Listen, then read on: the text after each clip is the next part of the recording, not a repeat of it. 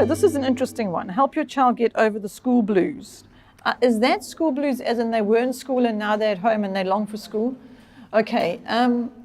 Okay, this one, I like this one because this obviously is not something we dealt with, so I can't share by experience this one as far as we pull children out of school, and it was really difficult because they never went to school and they didn't know a school. And the one time we were driving through this little town and Missy says, "Mum, why are those children all dressed with the same clothes?" I said, "It's called a school."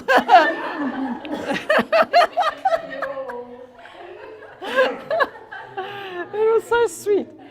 Yeah, so, but people have this struggle with the school blues thing, and the way I answer this is, it covers other things as well, I hope.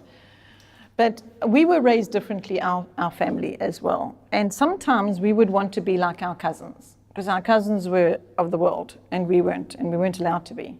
And it was quite attractive, of the world things.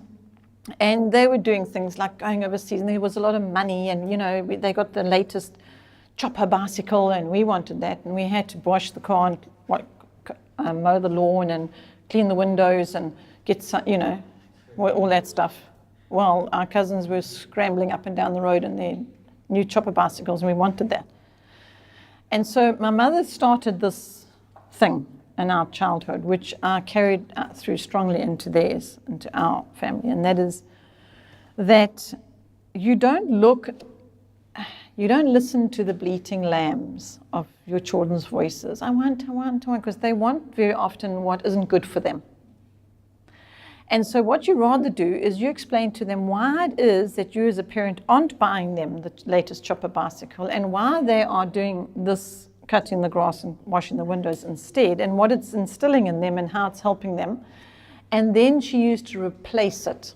That is the key. She replaced it with something in our minds that made us feel that we were better off.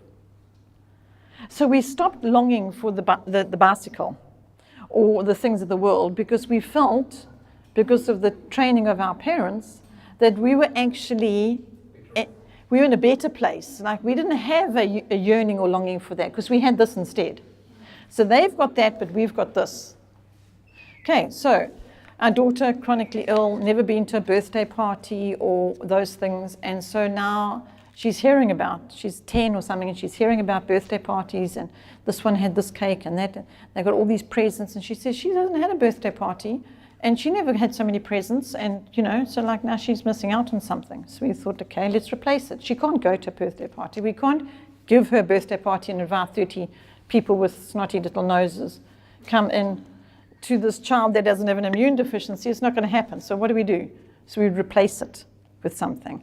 And we would put a picnic in her bedroom, and I'd bring the plants in, and a bucket of water, and put some toy ducks in it, and we're going to make a picnic in the room where she's unable to get out of bed.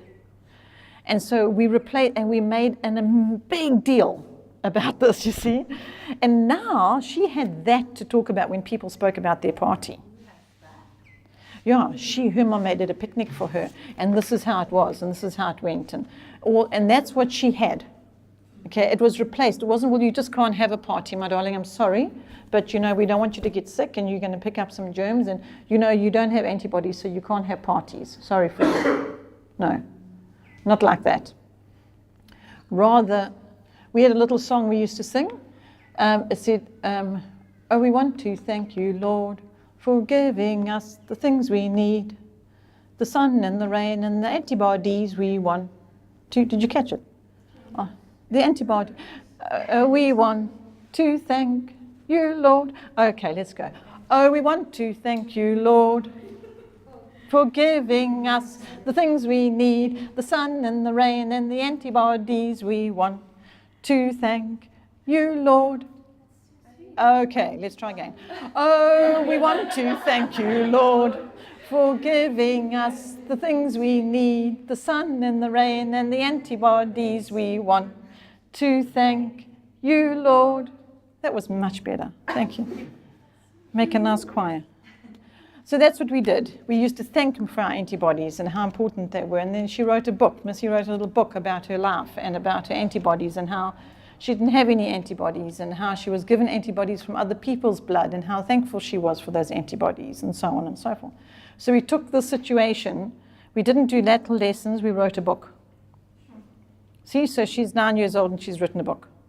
So it doesn't take much, you just type it up on your computer and you print it out, because everybody's got a computer at home. and you make a story, you make a book with her life story. So she's got that now forever. This little story about her and her antibodies that she didn't have.